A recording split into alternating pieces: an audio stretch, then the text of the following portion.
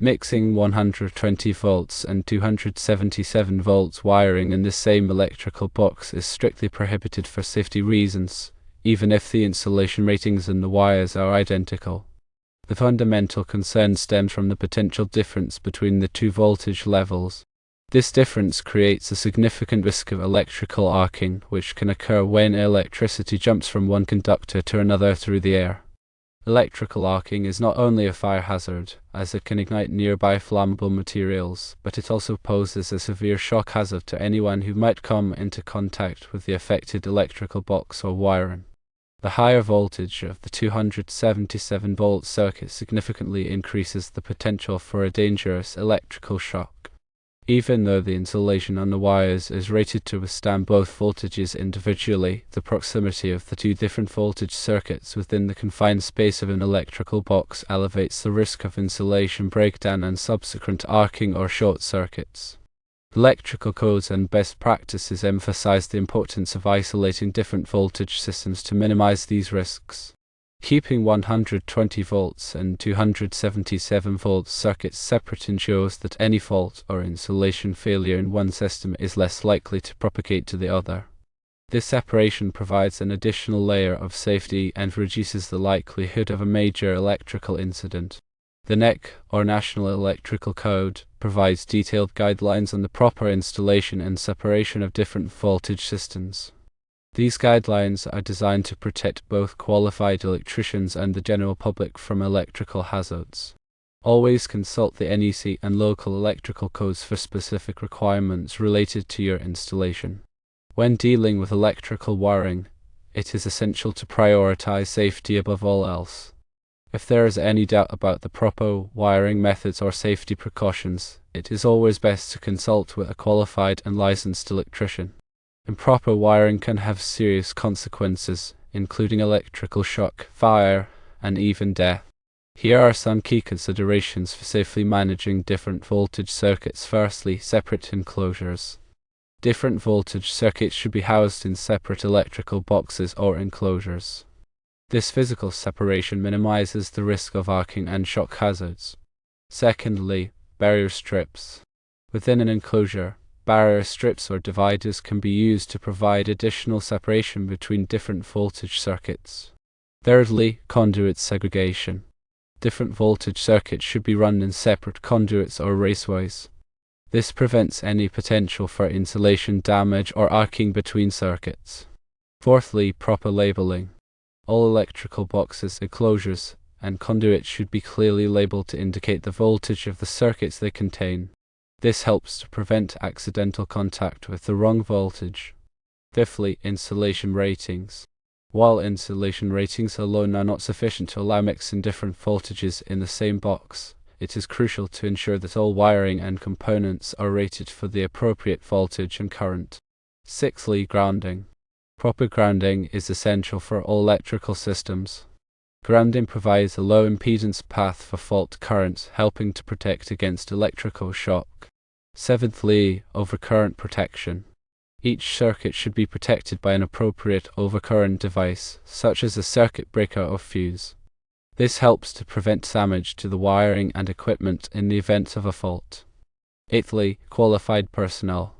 All electrical work should be performed by qualified and licensed electricians who are familiar with the NEC and local electrical codes. Ninthly, inspection. All electrical installations should be inspected by a qualified electrical inspector to ensure that they meet the requirements of the NEC and local codes. Tenthly, maintenance.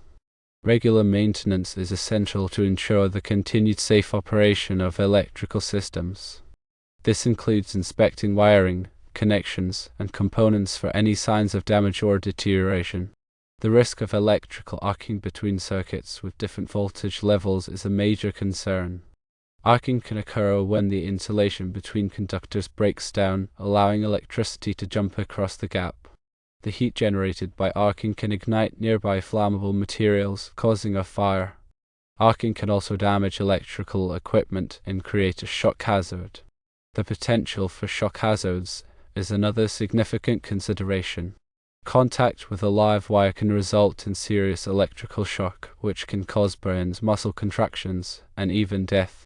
The severity of the shock depends on the voltage and current, as well as the duration of the contact. The higher the voltage, the greater the risk of a serious shock. The NEC provides detailed guidelines on the safe installation and separation of different voltage systems. These guidelines are based on years of experience and research, and they are designed to protect both qualified electricians and the general public from electrical hazards. It is important to note that the NEC is not a substitute for proper training and experience. Electrical work should only be performed by qualified and licensed electricians who are familiar with the code and have the necessary skills to perform the work safely.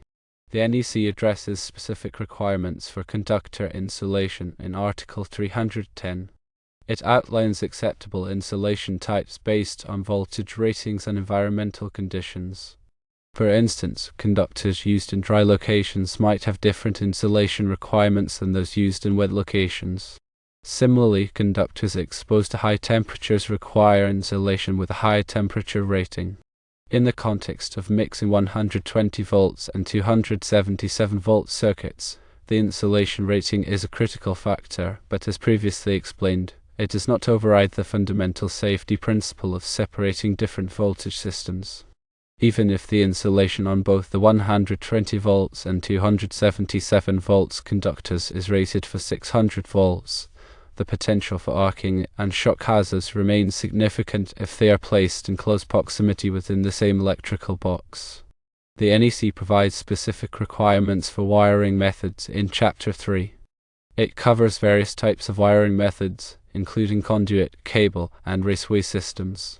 Each wiring method has its own set of installation requirements, including restrictions on the types of conductors that can be used and the spacing between conductors. The NEC also addresses the use of enclosures in Article 314.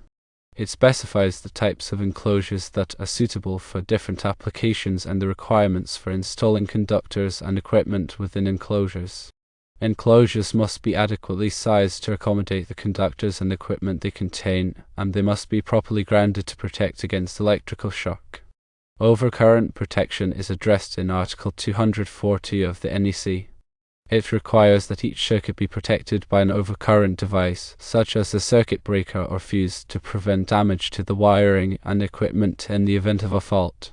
The overcurrent device must be sized appropriately for the circuit it protects, and it must be installed in a readily accessible location. Grounding and bonding are addressed in Article 250 of the NEC. Grounding provides a low impedance path for fault currents, helping to protect against electrical shock. Bonding ensures that all metal parts of an electrical system are electrically connected, minimizing the potential for voltage differences that could create a shock hazard. In addition to the specific requirements outlined in the NEC, there are also a number of general safety practices that should be followed when working with electricity. Firstly, always to energize the circuit before working on it. Use a voltage tester to verify that the circuit is energized. Secondly, wear appropriate personal protective equipment such as insulated gloves and safety glasses. Thirdly, use insulated tools. Fourthly, never work on electrical equipment in wet or damp conditions. Fifthly, be aware of your surroundings. Sixthly, never work alone. Seventhly, if you are not qualified to perform electrical work, hire a qualified and licensed electrician. Eighthly, follow all applicable codes and regulations. Ninthly, when in doubt, ask for help. Tenthly, always prioritize safety. In summary, while conductor insulation ratings are important, they do not supersede the fundamental safety requirement of separating different voltage systems. Mixing 120 volts and 277 volt circuits in the same electrical box, even with appropriately rated insulation, poses significant risks of electrical arcing and shock hazards. Always adhere to the NEC and best practices by keeping different voltage circuits separate to ensure electrical safety. If there is any doubt, consult a qualified electrician.